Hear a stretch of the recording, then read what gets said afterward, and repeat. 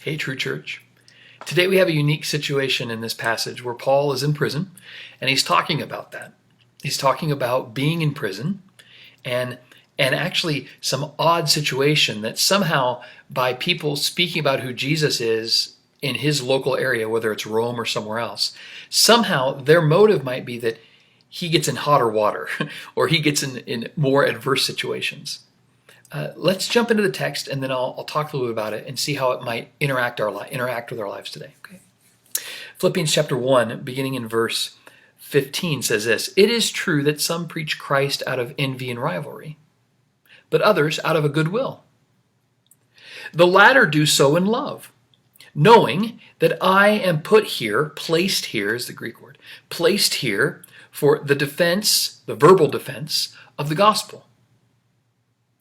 The former preach Christ out of selfish ambition, not sincerely, supposing that they can stir up trouble for me while I'm in chains.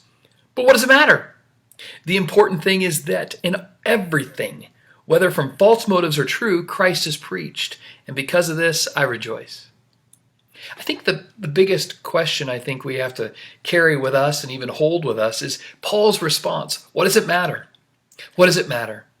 He's in the midst of a Christian context where there's not very many Christians actually, but he's still interacting with the church. And somehow, some way, some weird situation where if he might get more pressure or being in a more adverse situation by some people promoting the gospel, maybe they're doing it in a weird way, or I don't even know. We don't know the context of this. What we do know is it seems that somehow when people are preaching or teaching the gospel about who Jesus is, somehow there's being aversion to it, and somehow that aversion is affecting Paul in prison.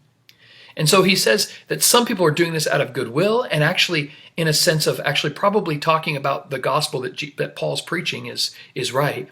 Or maybe others are kind of talking a bunch of trash about him, and kind of maybe they're jealous of him, or selfish ambition, vain conceit. It says that these motives are coming out, and they're talking about Jesus, but they're hoping that somehow in this process, Paul goes down. Paul gets dethroned off of something. There seems to be some sort of pride and jockeying for position here. And what I love is this: all these motives that might be floating around. And we live in motives. We live in our workplaces. We live at home. We live in all these different places where there's motives everywhere. And Paul ultimately says, who cares? What does it matter? Because his ultimate desire is that Jesus would be declared.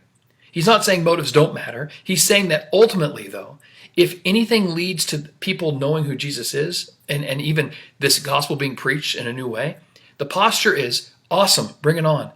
Because in all things, whether it's in somebody's false motives or true, somehow, if Jesus is being made known in an authentic way, awesome, awesome. And it probably takes me back and helps me pause and think about that too.